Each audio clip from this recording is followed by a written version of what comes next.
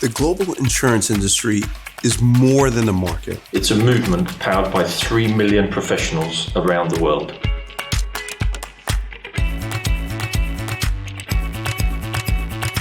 Together, we support communities as they rebuild after disaster. Help businesses through risk and uncertainty. Protect individuals as they plan for brighter futures.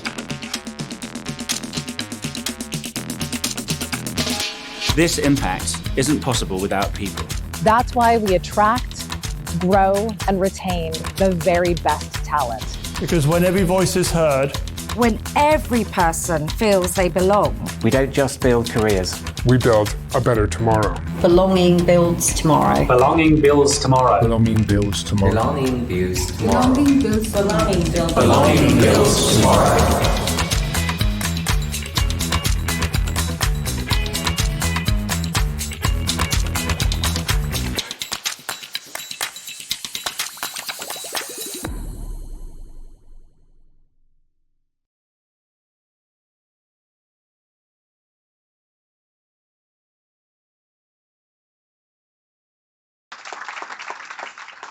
So did you know that neurodiverse individuals such as those with autism, ADHD, and dyslexia often bring their unique strengths and varying perspectives to the workplace?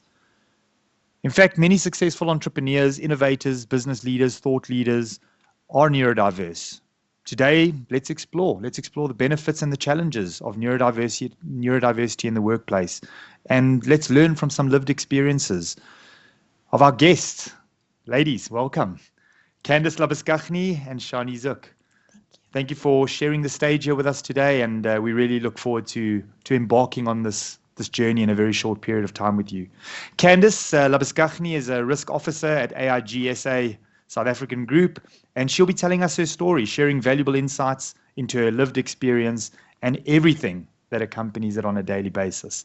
Shani is a clinical psychologist, board certified behavior analyst. She's worked at ELSE for Autism South Africa for over 12 years, focusing on empowering families and individuals on the autism spectrum. Shani is also a mom to 2 boys, one of whom is neurodiverse. Welcome, ladies. Thank you. Good to have you. So let's dive right in. Let's discover and let's learn a little bit more. Over the next sort of 40 minutes, we're gonna share personal stories. What I've learned from the preparation is there's no one size fits all. We're here to listen, we're here to engage, and we're here to learn. Candice, in this world of insurance that you find yourself today, is this where it all started? And let's take a couple of years back. Where did this journey start? So for me, the journey started in grade 1, I guess. I went to school fully consuming novels, read really early, and yet I almost failed grade 1. And it took many teachers and finally specialists to have a look at what I was doing. And they would give me questions, 3 + 7, I would get to 10. The question on the board said, what is the following number? I added 1 and got it wrong every single time. That was the first time that I ran into this literalness that is part of autism, whether you prefer the term autism or autistic individual. And although in those days, in the early 80s, nobody got diagnosed very easily with these conditions, I was lucky to have the support of teachers in various grades that would bring puzzles from higher grades, and I got 2 library cards. I could take out double the amount of books that everybody else could take out. But that was really where the first time that somebody said, hold on, you're not thinking the same as everybody else, and you're not normal, came out to be. And I guess I've kept that this day. I've spent 18 years in insurance, so I'm one of those people that landed here on purpose, chose it. Yeah, I know there are few of us. And yes, every single day they do change how I plan my day, but in all they've been a benefit to plan it up. Okay, wow. So in preparation, you mentioned you're of low support needs. Yes. Do you mind? Am I able to ask the question around? Well, what is that? Absolutely. So there are degrees of severity of autism, and because it's a spectrum, we like to refer to those that maybe need higher support needs and lower support needs. So level 1 is a lower support needs. I think what I would like to point out is that people often think low support needs sometimes equals no support needs, which is definitely not true. But it does mean that there's not as many accommodations that I need as those who have the higher degrees of support needs. Mm-hmm. And that sort of brings me to the question, I suppose, on how this plays out in your daily life. Are you perhaps able to share? And then Shani, I'm going to come to you just to go back to the literal meaning, which Candice shared earlier. How does this play out in your daily life, just for us to understand? So for me, it is a lot of planning of how I spend my energy, and it's not quite the same concept of normal energy. So for instance, the bright light that was putting up the screen earlier, that was slightly eroding my energy because it was very bright. It was taking a lot to not concentrate on that.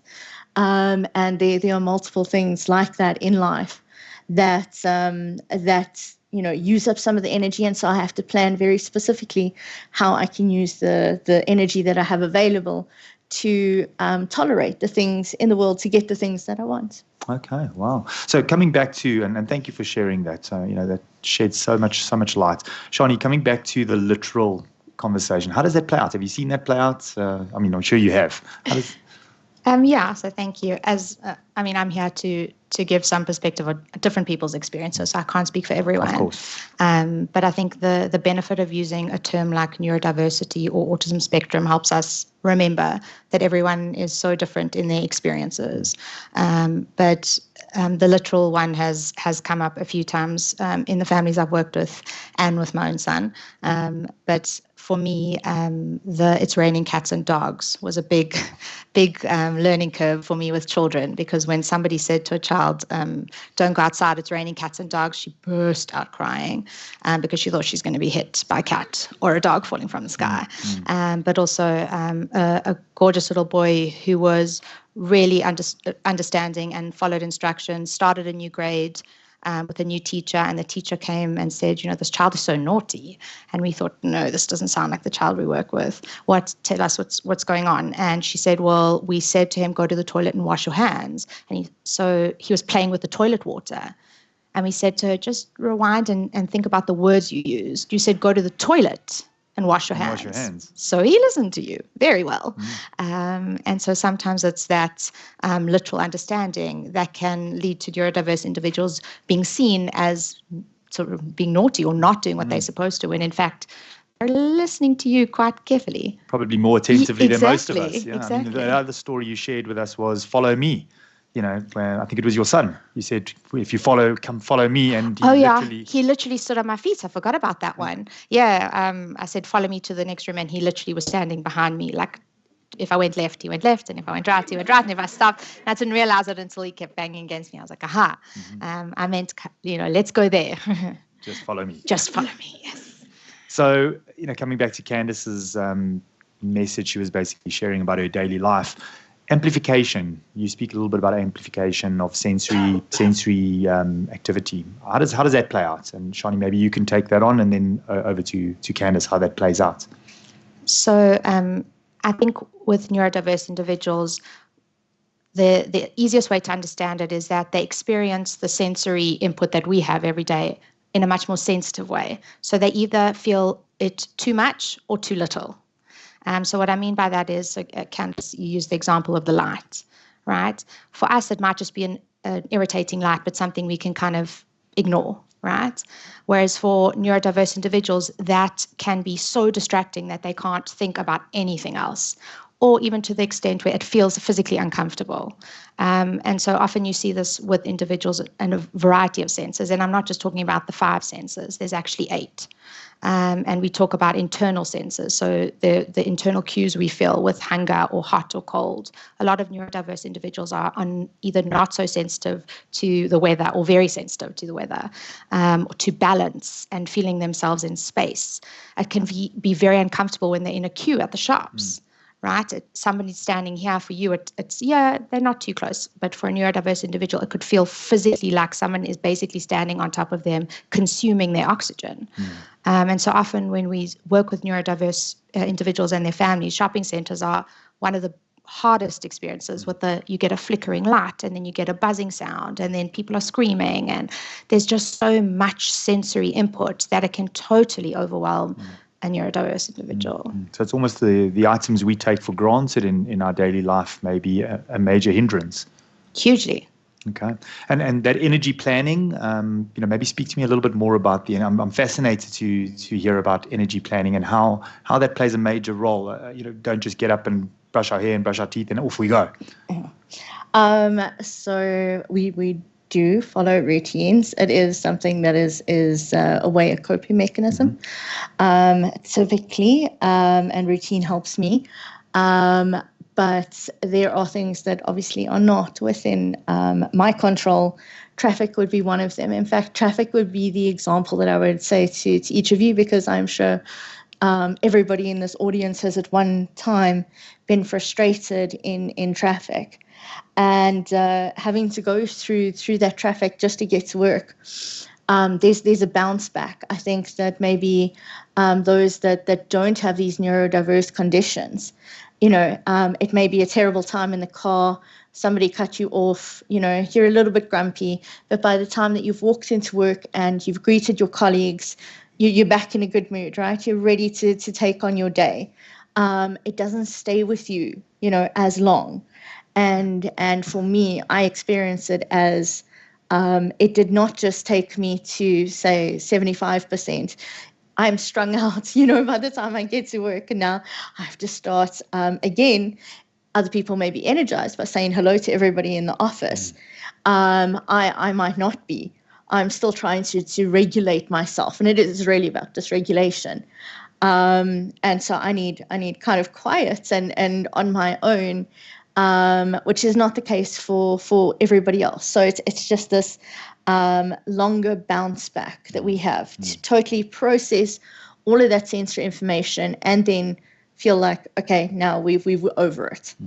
An example that maybe does not resonate with everybody is heat.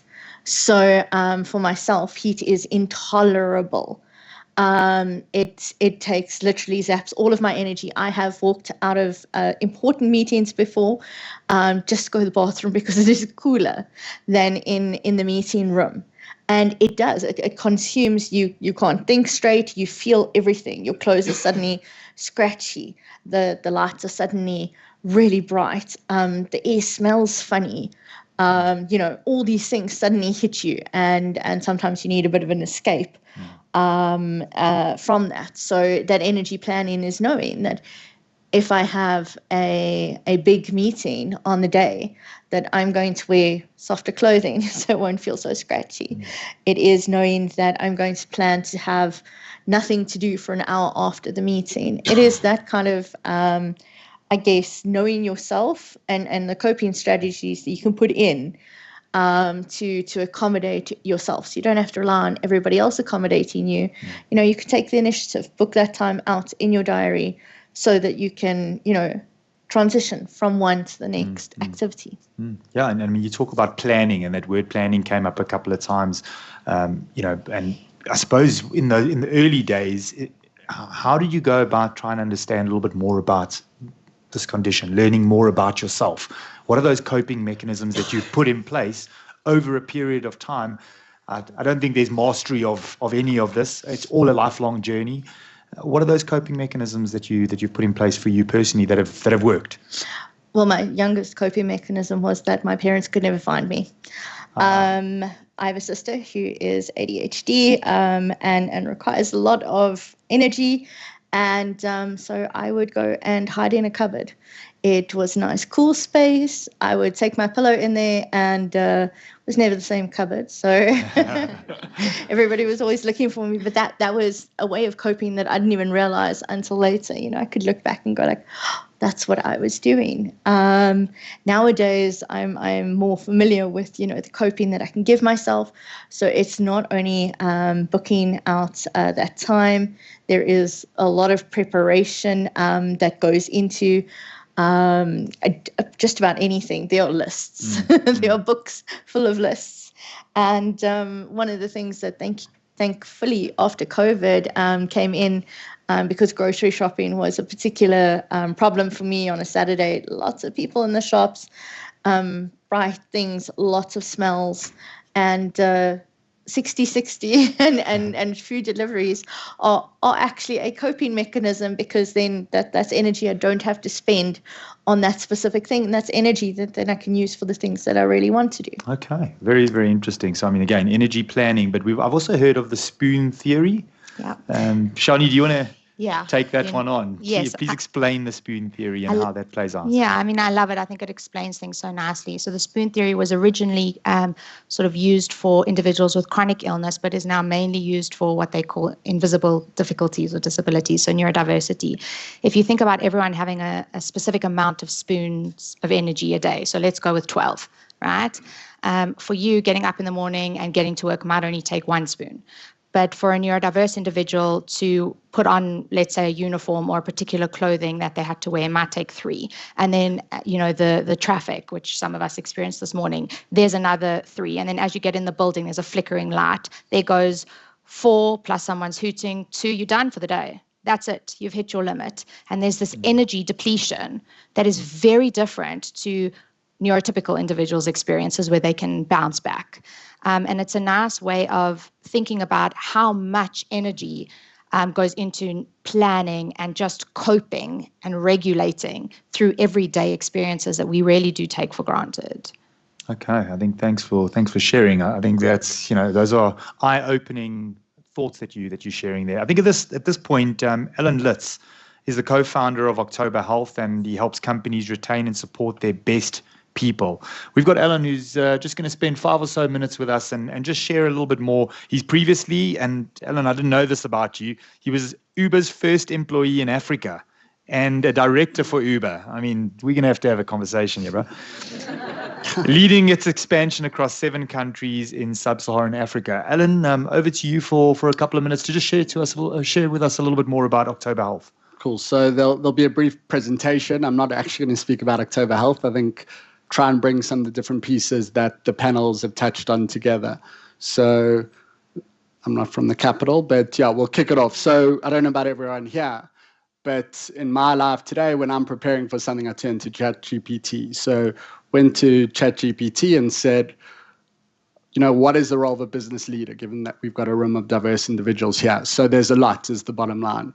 You're dealing with everything from people to operations to strategy, and your plate is very, very full. I haven't completely forgotten about Google, so I went to Google and asked Google, what are some of the challenges that a business leader faces? And there is no shortage of challenge. Again, everything from people challenges to, profits to cutting expenses to dealing with your competitors. So you have your hands full, and that's ignoring the macro factors. And dealing in South Africa, you're dealing with a lot. Everything from COVID, which is now a bit of a distant memory, but water crisis to crime to high interest rates, you have your hands full. And that's forgetting about load shedding, which there should be some sound, but there is not. So just to keep in mind, there should be some sound for later on. So if we had to have one song to really summarize what is life as a business leader, it would be this. And you've all got. I got 99 problems, but it ain't one. I got the rap. So you may be asking, why am I talking about all these problems that you may have? And the bottom line is they all impact you as a leader, as an individual. They're impacting your team members. And we're really here to talk about what is mental health. right? And the bottom line, and I think we heard this from our panel, we heard this from our current panel, mental health is not just one thing, it's a spectrum of things. If you think about your own journey, where you are today versus where you are in the future, very different places, right? So if we try and take a one-size-fits-all approach to mental health, we're not going to solve the problem. The reality is it's a very real thing. And if you look at a room, probably, if we had 100 people for easy maths, 1 in 4 South Africans, so 25 people in the room, would officially be diagnosed with depression on an annual basis. And that's ignoring other conditions, that's ignoring the undiagnosed cases. So this is something very real, impacting a large number of people. Just to put it in rands and cents, it's also a very real thing and impacting the economy. In fact, we estimate 250 billion rand annually is lost as a result of poor mental health, right? That's more than social grants and crime, less than COVID and load shedding in its peak, but it's a very real cost that we don't spend any time or enough time speaking about. What does that mean and where's that cost coming from? It's really coming from 3 main areas. On the one side, absenteeism and presenteeism, and then thirdly, retention or the cost of regrettable churn within an organization. What do I mean by absenteeism and presenteeism? The Harvard Business Review estimates that 14.5% of work hours monthly are lost as a result of poor mental health. So where's that number coming from? If you think about your monthly payroll, if any of you are managing a P&L and take that number and times your monthly payroll by 14.5%, it's a meaningful number. If you think about that on a human level, imagine your team or yourself not operating, according to your potential. So it's a real number, it's a real human cost to ourselves and our teams if it's not something that we think about. On the retention side, which is obviously a big focus of Dive In, Gallup estimates that it's up to 2 times annual salary to replace a top performer. It goes on to say that 60% of exit interviews state that a lack of mental health support or a poor culture is a reason for people leaving an organization. So these are things that are very preventable. And if we don't get it right, there's a real cost to the business. So why am I saying that? It's not just a nice to have or something that we should do because it's the right thing to do. There's a very real business reason to do these things. The reality is the system is built in a way that things are reactive, right? And we're trying to find a one-size-fits-all approach to these solutions. And if you look at the current landscape, it's really dominated by 2 types of solutions on opposite ends. On the one side, you've got your more traditional EAP providers, very low utilization product, about 5 to 10% on average. And there's a bunch of reasons for that. On the other side, you've got things like leadership development, executive programs, executive coaching, obviously impactful, but very expensive. So you can't roll them out to an entire organization. So what does that mean? You have 80% plus of your workforce that are not getting access to support despite a need. The other negative of that is that you just don't have any data where you can track the ROI or understand what the issues are in the workplace. So if we keep on going about these things in the same way, the reality is we're not changing or moving the needle. People are still stressed, work life impacts home life and vice versa, and ultimately that stress is impacting their ability to be productive or perform at the highest level in the workplace. These numbers are heightened when it comes to men's mental health and when it comes to neurodiversity. We did touch on this before, and my eyesight's pretty poor, but 75% of the suicides in South Africa are men, right? So this is disproportionately impacting men in the workplace. And men take that stress that they experience in the workplace and they take it home with them as well, and vice versa. And it's something which we just need to talk about more and do more about. In a similar way, if we look at the stats from a neurodiversity perspective, 54% of neurodiverse individuals don't feel included in the workplace. That's impacting their ability to perform. A lot of individuals don't enter the workplace. So it's a problem which we need to talk about, not a problem, but something which we need to talk about more, we need to acknowledge, and we need to create more inclusive places and spaces. And the reality is, if we keep on thinking of every problem or every tool in our toolbox as a hammer, every problem is going to look like a nail. So what are we here to say to you is that we've got to change that mindset, where we stop thinking about mental health as something that is reactive and something that we're just dealing with when there's a distress or a trauma or a trigger. And obviously, it's important that when you reach that point, you get help. That's not what I'm saying. What I'm saying is that we need to start being proactive in our mental health journey. And we need to go back to this equation and think about how can we flip the switch, where it's not about money lost, it's about money gained. And if we think about our team members and their potential lost, how can we flip that switch where there's potential lost to potential unlocked to help our teams operate according to their full potential? Who are we and why do we, how do we do this? Very, very briefly, that's Alan Swaden. He's my co-founder. He's a clinical psychologist. He was previously the founder of the Kessel Hospital Group. That's the largest group of psychiatric hospitals in South Africa. He describes his career as scaling impact, starting off in private practice, where he had was treating 8 patients a day to the hospital group, but it was over 800 patients a day. And Alan sold his business to Netcare. That's where we were introduced. As Julian mentioned, I was previously with Uber. I was their first employee in Africa. And we've really tried to take our very different perspectives and backgrounds and, put them together and think about how can we scale impact in the mental health space. And we really do it leveraging a concept called performance psychology, which is really about, and I think it was touched on in the panel, how can you think like a professional athlete? How can you start developing these traits like a high agency mindset, resilience, mental toughness, grit, the ability to visualize positive outcomes? So when trauma triggers, when challenges occur, we're not just dealing with them without preparing for them, right? Because the only constant in this world today is change, and the rate of change is only increasing. So if we take our mental health for granted, no one here would think about running a marathon without training for it, right? But from a mental health or mental fitness perspective, we do that. And we really want to move to a world where it's not just about dealing with issues once they become apparent, right? And again, you must deal with issues once they become apparent. But how can we move towards a world where we think about preventative care, right? And getting ahead of the challenges that we know we will face in the future, but developing coping mechanisms to better deal with these challenges. And really the challenge in closing here today is to move away from a world where we see mental health as something fragile and we're not willing to engage with or talk about. And we move to a world where we see that as a superpower, something which actually makes us better, right? It gives us the ability to navigate the challenges that life throws our way. So that's it. Back to your panel. Very nice. Well done. Thanks for sharing that really, really insightful information there, Alan. Thanks very much. And I think just to latch onto your closing slide there, we often, in preparation for this presentation, we often hear the word superhero, superpowers being thrown around. Where does this land? And talk to me a little bit about the seemingly, let's call it a harmless term.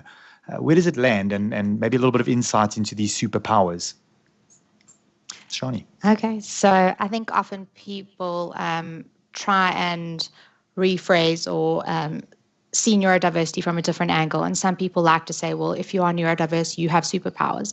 And it is true that there are incredible strengths and abilities that neurodiverse individuals have, and that can be beneficial for companies and for individuals to be successful and empowered in life. But it's important to remember the power of is it doesn't mean just because you have strengths that you don't also have difficulties, and vice versa.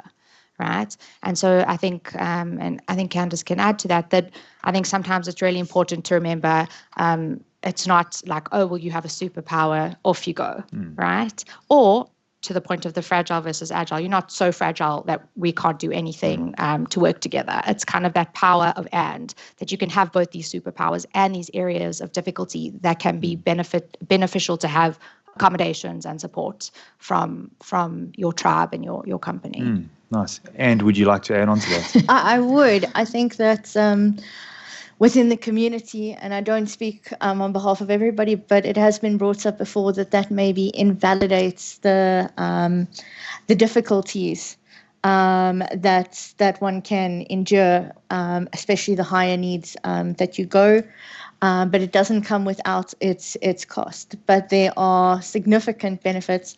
The ability to integrate information, to remember, to hyper-focus, are huge benefits and beneficial to my career, for instance. But I knew that it would take away from my ability to do those things if I had too busy a social life. So if I was going out on a weekday, which I still refer to as a school day. So, don't do those kinds of things. So although there are significant benefits, I do think maybe if we just look at it that way, that it is invalidating to those that feel the struggles. Okay. So the 60s and 70s and 80s, and I suppose even the 90s, I think we've made, massive strides, not only in how we diagnose, but also how we deal with, how we accommodate, and how we find solutions. I think we've evolved quite dramatically, and I think there's obviously a lot more to come. Can you perhaps share some best practices that you've come across, Shani, Sure. in industry and in corporates, in business? Sure. So, I think that Harvard review brought it up, that neurodiversity is in every workplace, whether you realize it or not, whether it's diagnosed or not. And we're looking at neurodiversity not as a diagnosis, but as a kind of way of seeing people and understanding people. And there have been a lot of really awesome research studies in depth at Stanford as well, that try and look at how do we use this to better understand people and to help them build towards their best potential. Because in a company, you want every employee to be their most effective self in your business. It's going to impact you positively and the individual. And so there's some really nice best practices, things that also go back to being quite simple, right? I think above anything else, it's about being respectful and listening and being curious, because none of us know enough, right? So I think that's one of the main ones. But also some nice tricks that maybe neurotypical individuals take for granted. The power of visuals, right? So even though someone is using their verbal vocal language to communicate, their brain processes visuals much quicker and much less pressured. And so sometimes using visuals, pictures, images, writing checklists, right, can take a lot of pressure off a neurodiverse individual. They'll have to use far less spoons to get through their day. Having really nice, clear agendas or follow-ups can really make a difference to a person's day. Knowing what's expected of them in the day. So you may go into a conference room and know that the boss sits at the front of the table and everyone else maybe sits around. That's an unwritten rule. That's something that is assumed to be understood socially. It's actually referred to as the hidden curriculum, because no one really explains it to you. You kind of pick it up as you go. Often neurodiverse individuals don't see that because they're looking at what's right in front of you. If you tell them to do something, they do it. It's that simple. So it's really an important thing to remember. Try and make everything clear, direct, and kind of out in the open. And to just try and offer support. Everyone has different areas that they may benefit from support. Offer it and see how that neurodiverse individual wants to be supported. I noticed the big C word up in that presentation earlier, COVID. Have you perhaps picked up, just on the trends, have you picked up any trends, any changes post-COVID in terms of inclusivity and people's awareness? Definitely. I think COVID made everyone take a step back and think about what does somebody really need to be a good employee, right? If you had asked before COVID if I could stay at home and work, it was like an absolute no-no, right? How can you be productive? How can we trust you, right? And everything was flipped on its head with COVID. And so we had to kind of think about the end goal. The end goal is productive, passionate employees who want to stay, right? And so that now looks very different. Neurodiverse people have benefited hugely from some of these accommodations. Working from home might mean that I have so much more energy to actually do my job properly and not have to feel depleted or burnt out. Same with the shopping and the extra apps that have come out. I think people have just taken a step back and reevaluated what's actually important versus getting stuck in the specifics. Yeah, lovely. So, quite evidently, culture and organizational maturity would obviously play a major role here as well. It's not for everybody at this stage as we sort of learn and grow. What are your thoughts here? One thing, two things that companies can do that, again, you've come across in your experience that really are, they don't have to be the big thing. What's, the small things that they do that make big differences? I think asking questions and not assuming is a huge one. Not judging is another. And I think something like they call it the buddy system in the Harvard study, but a mentor, it's great to have a whole community and business of support, but also having one person that a neurodiverse person can come to continuously, because doing it once off isn't enough. Having a constant person to go back to and discuss. Maybe you have questions, you've misunderstood, something's not gone the way you wanted it to. Having that person that you can bounce ideas off of and get support. I think things like that make for lasting change. Okay. On a slightly lighter note, so I'm not a big TV watcher, but when I do, it's got to be funny and it's got to be entertaining and often about sport. How does that play out in your world, Candice? I think I know every line to The Big Bang Theory off by heart by now. I'm probably on about my 100th viewing.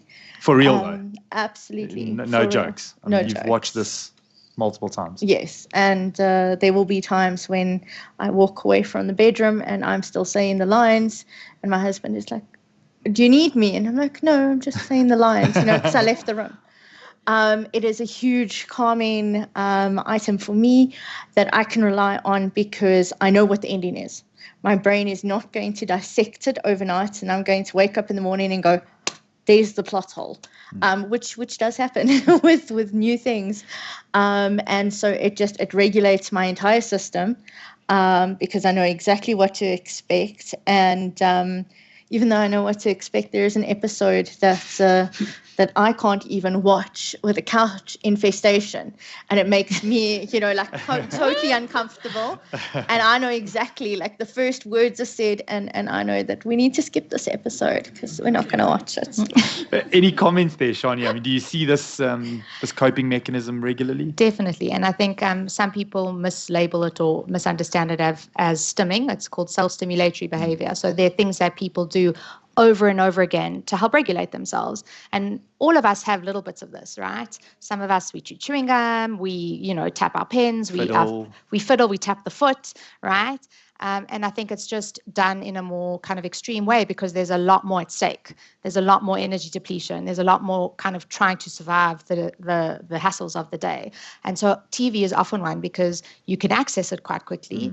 And it's the sense of predictability, right? You don't have to worry about anything going pear-shaped.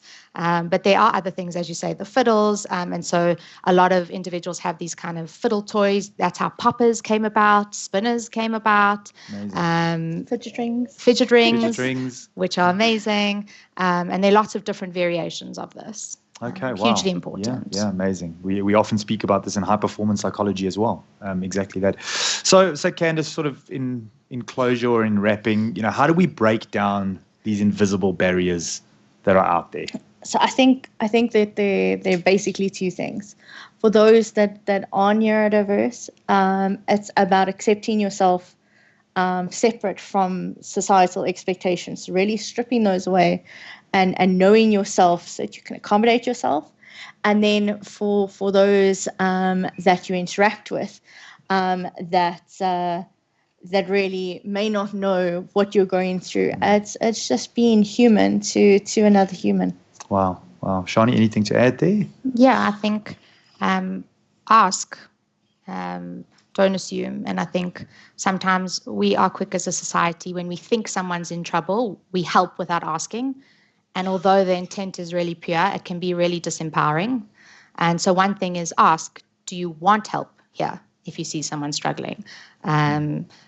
Allow them the opportunity to talk without solving necessarily for them, because we all learning as we go, and just respect. Yeah, amazing.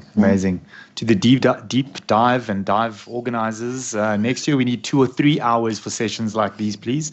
There's just so much to learn, and I hope the audience has enjoyed this as much as I am. And to the two ladies up here, for your bravery, for your openness to share this with us has been absolutely amazing. So much food for thought, especially in those seemingly straightforward and simple sort of daily tasks.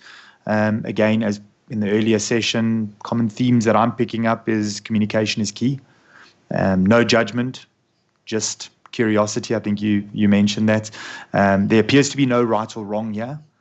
So as long as we show up, open to learn, explore, show up with the right attitude and an inquisitive mind, I think, that really is the first step. And then let's all, and I love that, let's just be human to another human.